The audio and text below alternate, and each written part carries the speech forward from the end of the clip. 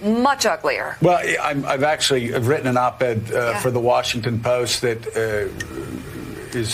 goes along the broad outlines of this.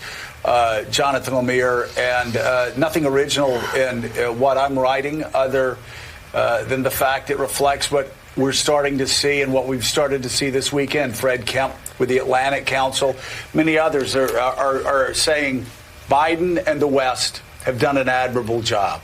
The economic sanctions are extraordinary. The flooding of weapons across the Polish-Ukrainian border, extraordinary. But now the war's moving to a new phase. Americans and Europeans are seeing war crimes committed on their television sets 24 hours a day. You saw in the West a couple of useful idiots starting to talk about Ukrainians having chemical weapons, which was a precursor to a Russian general saying that they had those weapons, which, of course, the intel community is rightly saying is going to be Russia's excuse to use chemical weapons.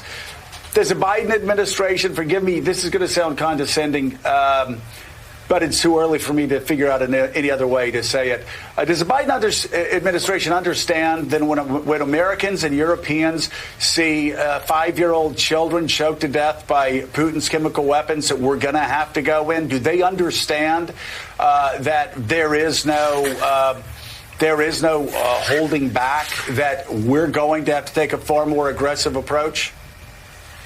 Administration officials, Joe, recognize that we're teetering on the edge of potentially a far more dangerous phase of this war. Let's start with going with where their approach has been to this point. And I wrote on this today for Politico. Certainly, this has been a sharp break from the foreign policy of Biden's predecessor here, who we saw cozy up to Putin, weaken the NATO alliance, which current administration officials believe really emboldened Putin to move in, thinking that the United States would not be in a place to handle this. Watching the Afghanistan withdrawal, seeing 2 years, 3 years of divisions and being battered by COVID. To this point, though, Biden has laid down clear markers as to what he can and cannot do. And he says it, he hasn't just said it once or twice, and it's really striking. He says it nearly at every public opportunity he can, whether speeches or on Twitter, talking about how he will not commit U.S. troops to NATO. In part, that's to set the stakes, to make sure the public knows what's going on. In part, it's to ward off Republican criticism. But some of that's also aimed at Europe, to saying, look, administration officials have told me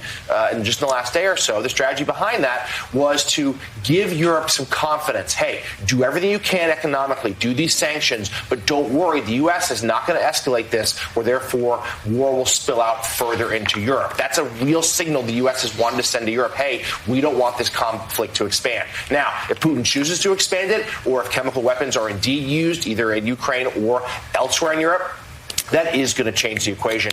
And these are meetings that national security officials at the White House and the Pentagon are having around the clock right now to figure out what the strategy and response would be.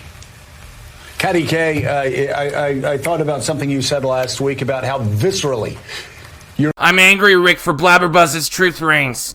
Check out my videos on how woke companies are destroying American society and culture. More importantly, download the Blabberbuzz app from the iOS store and debate with other patriots who love America. You will even find loony liberals on the app that you can make fun of. Make the Blabberbuzz app part of your daily reading and time-wasting routine. Don't forget to share this video with your patriotic friends.